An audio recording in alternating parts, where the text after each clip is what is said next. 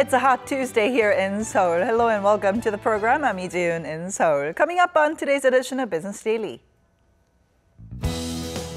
The government is shifting gears from growth led by conglomerates to a model centered around quality labor in its 5-year economic plan. Korea's Trade Ministry responds to Washington's proposal of joint committee talks over the Korea-US FTA by saying that the meeting should be held here in Seoul. These stories and more coming right up.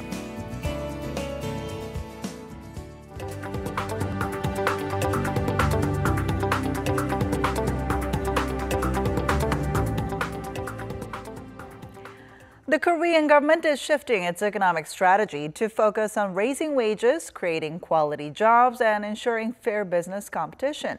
This after it upgraded the country's growth forecast to 3% in 2017. Our Kim Ji-yeon starts us off. Finance Minister Kim Dong-yeon detailed the government's economic plans on Tuesday with the aim of boosting growth through job creation.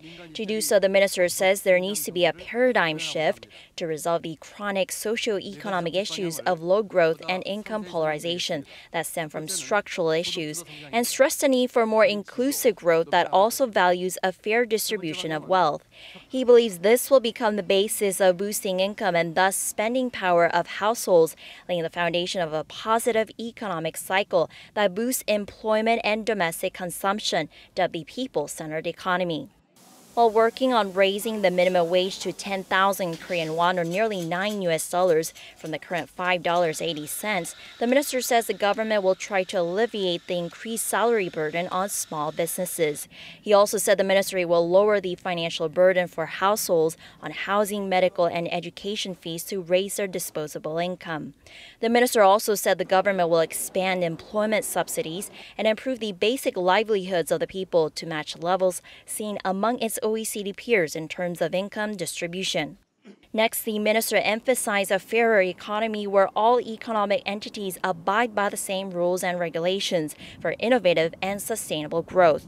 The most pressing issue, he says, is to root out unfair transactions between conglomerates and small and medium-sized companies, and added the government will reform the current tax system to promote collaborations.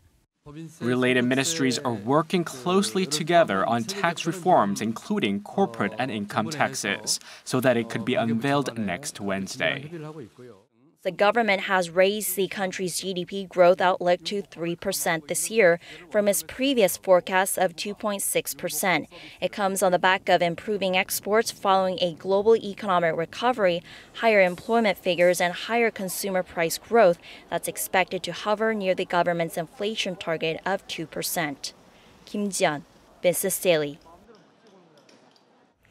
And earlier this morning, President Moon Jae-in chaired a meeting with his cabinet for the first time since taking office, where he was joined by all of his picks for top government posts. Now there, President Moon outlined his plans to create the so-called people-centered economy. Our Shin Se-min reports. A complete shift in economic paradigm. President Moon Jae-in rolled out his plans for the people-centered economy on Tuesday during the regular cabinet meeting at the top office. Surrounded by all of his cabinet picks for the first time since taking office 76 days ago, President Moon said he will focus most of his policies around improving people's income and creating good quality jobs. And the president also stressed the importance of the recent parliamentary approved $9.8 billion supplementary budget. 주경과 목적 예비비의 조속한 집행을 통해 주경이 실제로 일자리 창출과 청년 실업의 완화에 효과가 있고 경제 성장에 도움이 된다는 것을 실적으로 보여주시기 바랍니다. He also said that the parts not being covered by this year's extra budget plan should be included in next year's budget so that it produces the desired economic results. President Moon added that there's no use in pushing for such measures should the people not feel that their livelihoods and domestic economy have improved, calling for a solid output. And to do so, the president said cooperation among all ministries is crucial, calling on his cabinet members to work together in the face of such a shift in economic paradigm. With all of the freshly appointed members of President Moon's cabinet now in place and the administration's 100 policy goals outlined, hopes are high that the administration's reform drives will pick up speed. Shin Se-min, Business Daily. And to tell us more about this, we have Professor Yang Jun-seok from the Catholic University of Korea joining us in the studio today. Thanks for joining us. Happy to be here. So the government's 5-year economic plan released today showed that it wants to foster growth centered around higher wages as well as better quality jobs. Now, tell us more about income disparity here in Korea and how it has gotten worse in recent years. Well, to be really accurate, it has gotten worse last year. The income distribution in Korea tended to be relatively equal until about 1990s. And then after the Asian financial crisis, the income distribution got worse, it became more unequal. And then for the last 7 or 8 years, it's been very slowly on a downward trend. It has been becoming more equal, but because we had so much trouble during the Asian financial crisis as well as the global financial crisis when we saw inequality spike up, that's become a very large public issue. Now, for the last 6 or 7 years, it has been on a very slow declining trend, so it has been getting more equal. But suddenly last year, for some reason, it has gotten worse. And I think that's what the current government is focusing on. Also, there has been a lot of question on not just the general income inequality, but income disparity between the so-called 1% and the general population. And on that front, Korea has not been doing well. Okay. The way you usually measure this is take the multiple of the poorest 20% of the population versus the richest 20% of the population. And our numbers are somewhere between 5 and 6.5, which is for the OECD countries on a really high side. So that has been quite a bit of a problem, and again, it's become a public issue, especially because the numbers have become very bad during the financial crisis, and that has caught a lot of people's attention. Now, what are some of the other key elements of the government's economic plan that was released on Tuesday? Okay, well, the meeting they had this morning, they had a list of 22 measures that they wanted to examine and implement if the people in the meeting agreed. They released the list of those 22 plans yesterday, and when you look at the 22 plans listed, it's very striking because there's almost no supply-side growth policies in it. I think the only one that was applicable was trying to set a good environment for the fourth industrial revolution. All the rest is income redistribution policies, welfare strengthening policies, and tax incentives for creating jobs. And I think this is a fundamental change from not only the previous conservative administration, but even the Roh Moo-hyun administration, which came before, because they always sort of assumed that we want to have growth first. Now, at least theoretically, having growth first and then redistribution makes things easier because when the economy is growing quickly, well, it's easier to take some money from the rich people whose incomes are growing, take part of that and give it to the poor people. But if the growth is not happening and you do redistribution, then, well, everybody's wages are not growing. Everybody's income is holding steady. But if you take more taxes, more from the one set of population, then they actually have negative growth in their income. So that usually makes it more difficult. So previous administrations have focused on growth first and then using the results of that growth for redistribution. But this administration seems to be taking the opposite tack. Let's redistribute first and then use that for growth. Now, this is not completely baseless. IMF did a study about 3 or 4 years ago, and they did seem to find that more equal societies did have higher growth rates. But it's not the traditional point of view. Traditional point of view said that as long as income disparity is not too bad, slight income disparity is good for the population. But I think the reason that the Moon administration wants to do this is not only for the social reasons, but as we mentioned, we've been trying pro-growth policies for the last 15 years, and it hasn't been working very well. So I think this may be sort of a Hail Mary pass. Let's try the other method and see if that works. Right. Now, as mentioned before, President Moon's growth policy focuses a lot on the labor market. So what kind of problems have we seen up until now in the employment sector? Okay, well, the biggest problem that we keep mentioning is the problem of part-time workers and young workers. The problem is the part-time workers, as compared to full-time workers, do have maybe about half the income and no benefits. And then we have the small and medium-sized companies who also have very low pay compared to large or government jobs, and also very few, less benefits. So when we see young people, they obviously want to go for the good jobs rather than these mediocre jobs. So we have a lot of people who are shooting for these good jobs, but there's all these mediocre jobs which are not getting filled. So I think President Moon's approach is let's try to improve the mediocre jobs into good jobs, and then we'll have more younger people apply for those formerly mediocre jobs. But in order to do that, we really need to raise the labor productivity. Korea has one of the lowest labor productivities in the OECD countries, and if you want to have high wages, it has to be supported by productivity. So I think this is only getting to the surface of the problem. We need to get into the real roots of the problem. I think the Moon administration, as well as the government technocrats, do know that they have this problem.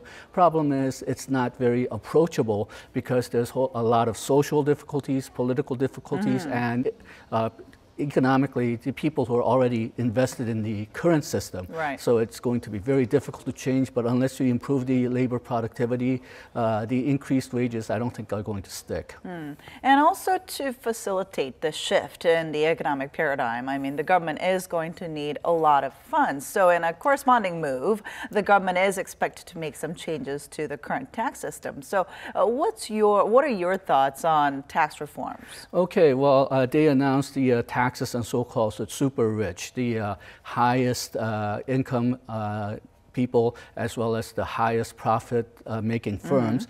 The amount that they've said so far is, I believe, 500 million won for individuals and 500 billion won for businesses. Okay. But those really don't affect that many people. The percentage of people who have that higher income is only about 0.4%. The firms that have more than that amount of profit is maybe about 120. So they believe that it's only going to bring about 4 or 5 trillion won of additional income. Now, President Moon's campaign government, by their calculation, they believe that they need about 178 trillion won over 5 years for their economic plan. That comes to the average of about 36 trillion won per year. So these taxes are not going to make up for that spending. Now, President Moon says that the improved economy, as well as savings in the economy, savings in government will make up for that. But it's, I think a lot of people doubt that they can do this without raising taxes. Now, according to a government study last year, for about 48% of workers do not pay any income tax right now, partially because their income has been falling so low, and partially because of all the exemptions and deductions that they gave to increase consumption. But still, if President Moon wants to carry out his plan, he's probably going to have to not only raise tax rates, but also increase the tax base. And that's probably going to run into a lot of political resistance. So you might as well start with the few and the rich. Now, what about the supplementary budget, which was recently passed by the National Assembly? I mean, how big of an impact will this have on the Korean economy? And also, what are some of the tasks remaining going forward? Okay, well, according to the National Assembly Budget Office, when we had 11 trillion won supplementary budget last year, it raised the GDP for 2016 by about 0.12, 0.13 percentage points. And it will raise this year's GDP by 0.18 or 0.19 percentage point. Okay. And because the last year's supplementary budget and this year's supplementary budget, the amount is similar, I think we can expect about the same effect, though the Budget Office worries that perhaps the effect will be less because the effect of the government expenditure has been falling over the years. But still, we can expect a significant kick, and I think that's partially why the government raised the growth projection to 3%. What the task we have left now is trying to make sure that that money is used wisely. Now, previously, supplementary budgets sometimes didn't have that much of an effect because it was used for a lot of projects which went nowhere, which was politically favored.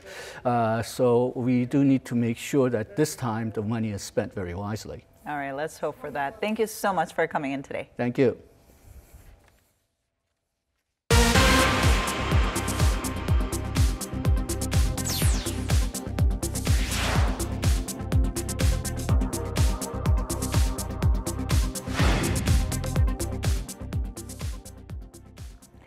Korean equities fell today as investors cashed in on recent gains, coming off 8 straight sessions of record highs. At the closing bell, the Kospi fell 0.47% to close at 2,439.90. The Kosdaq finished 1.01% lower to finish at 670.47. On the foreign exchange counter, the Korean won weakened against the greenback, ending at 1,115.31. The benchmark Kospi opened higher to start the session, but dropped to negative territory where it remained throughout the day.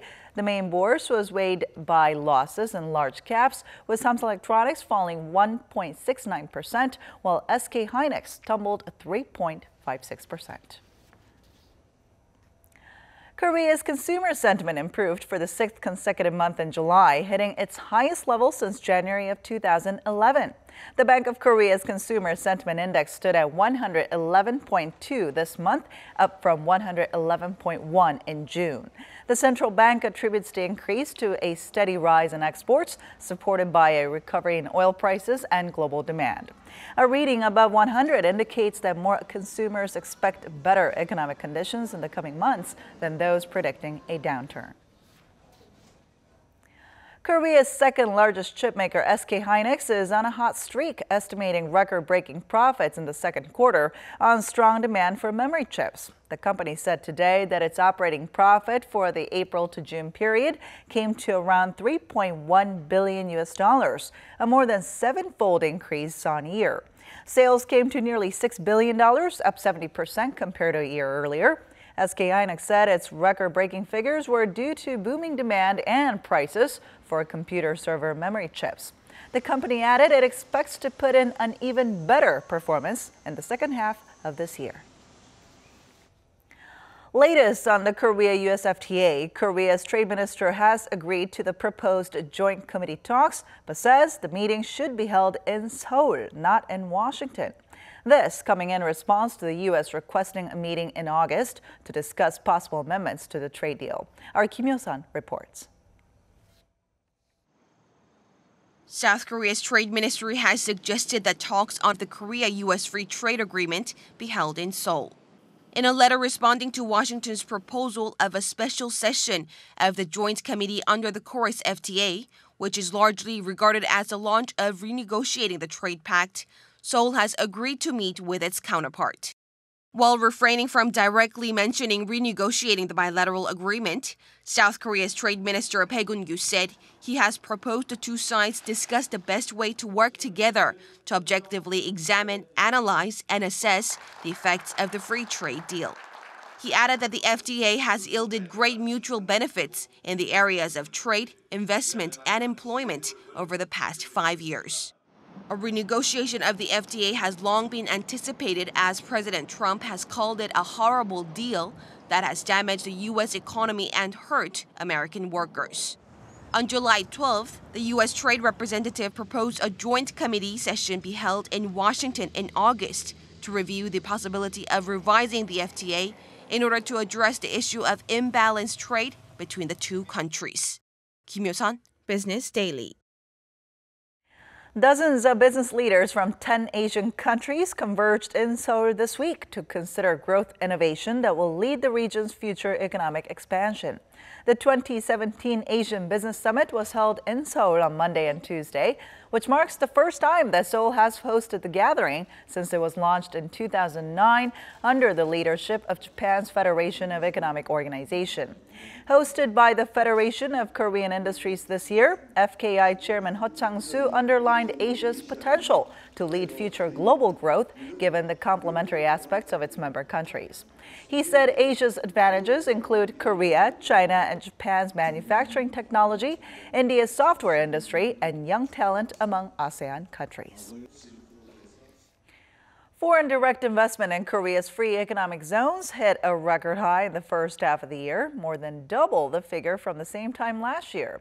According to data from the Ministry of Trade, Industry, and Energy, the amount of new investments pledged by foreigners came to $1.7 billion from January through June. That's a 167% jump from the $638 million seen in the first half of 2016. The biggest recipients were the Incheon Free Economic Zone and the Gwangyang Bay Free Economic Zone, which received more than 60% of the foreign investment. However, in terms of the arrived amount of foreign investment, the figure stood at $200 million, less than half compared to a year earlier. Since the early days of his election campaign, President Moon Jae-in has promised to phase out nuclear energy in the country. The recent suspension of 2 nuclear reactors in the southeastern city of Ulsan is seen as an important step toward that pledge. Now, the final decision lies on an independent committee, which will determine whether the construction of the Shinggori 5 and 6 reactors will be permanently halted. Our Park Hee-jun has more. The 9-member committee will collect public opinion over the next several weeks before deciding the fate of the 2 Shinggori nuclear reactors in Ulsan. It held its first meeting on Monday after Prime Minister Lee Na-kyun sent the relevant certificates of appointment. Attention is centered on whether the committee will be objective in reaching its conclusion. However, the Commission's chairman has stressed that he will spare no effort to ensure all factors are considered before reaching a fair and transparent decision. The government understands that we are approaching this with an open mind and haven't already settled on our decision. The Commission will hold public hearings and conduct opinion surveys to find out what the people want to do. A regular meeting will also be held every Thursday to set a roadmap on ways to gather a wide spectrum of opinions. They will also focus on selecting citizen jurors through a fair process. To do so, the government has benchmarked the recent case in Germany. The European country also underwent a similar process whether to decommission a nuclear power plant. The German government formed a sample of 571 people after surveying 70,000 people and selected a final citizen panel of 120 people to select the site. We will refer to the example in Germany, but we will also add additional factors. The members of the jury will announce their final decision by the end of October. The government has already vowed to accept the Commission's conclusion. Park Hee-jun, Business Daily. The countdown to the 2018 Pyeongchang Winter Olympics has begun with less than 200 days to go. Organizers are trying to make the most of the time remaining by holding various promotional and cultural events around the country. Our Lee Ji-won reports from the city of Pyeongchang. With only 200 days left until the start of the 2018 Pyeongchang Olympics, President Moon Jae-in, along with the president of the organizing committee Lee Hee-bum, honorary ambassador and figure skating gold medalist Kim Yeona, and other key figures attended a special ceremony in Pyeongchang on Monday. The participants were briefed on the preparations being made for the Olympics and given information on the venues and transportation. And to further boost people's interest in the games, the participants joined in with a number of promotional activities, including sharing the host province Gangwon-do's regional dishes like 감자전 or potato pancakes. Despite a few drops of rain, the group also followed the Olympic slogan of Passion Connected by standing in the shape of 2018 to take photos for promotional videos. And with the start of the 200-day countdown to the Olympics, preparations have geared up for cultural events and festivals dubbed the Cultural Olympiad. With the goal of making cultural enjoyment as grand as the sporting event itself, host cities and the organizing committee have been showcasing performances and festivals for the past few months. To promote the Cultural Olympiad, a press conference was held in Seoul last week. Some 150 festivals and events are currently lined up, and with only 200 days left until the Games, cultural festivals will officially begin. At the conference, the logo for the Olympiad was unveiled, where the square in the center stands for the letter M from the Korean word 문화, meaning culture. And the overall design depicts a door that welcomes the world and a flower of culture. The art directors also introduced a number of art projects to boost interest and participation in the Olympiad, including the Media Art Cube exhibition, which was unveiled on Monday. The Art Cube invites people to send their words of encouragement to the athletes and will move around the country from Gangneung's Gyeongpo Beach, where it's currently located, to Busan, Gwangju, and finally to Seoul in November. The Olympics are not simply a sporting event, but a chance for the host country to show its overall competency through its IT, culture, and more.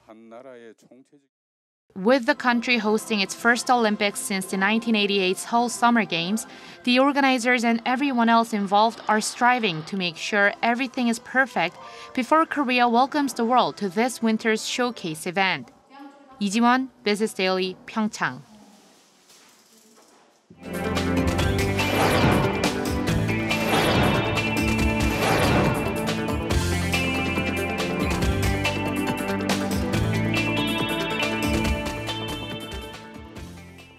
And that wraps it up for today. Thanks for watching. We'll be back tomorrow with more at the same time, same place for your Business Daily. Until then, goodbye.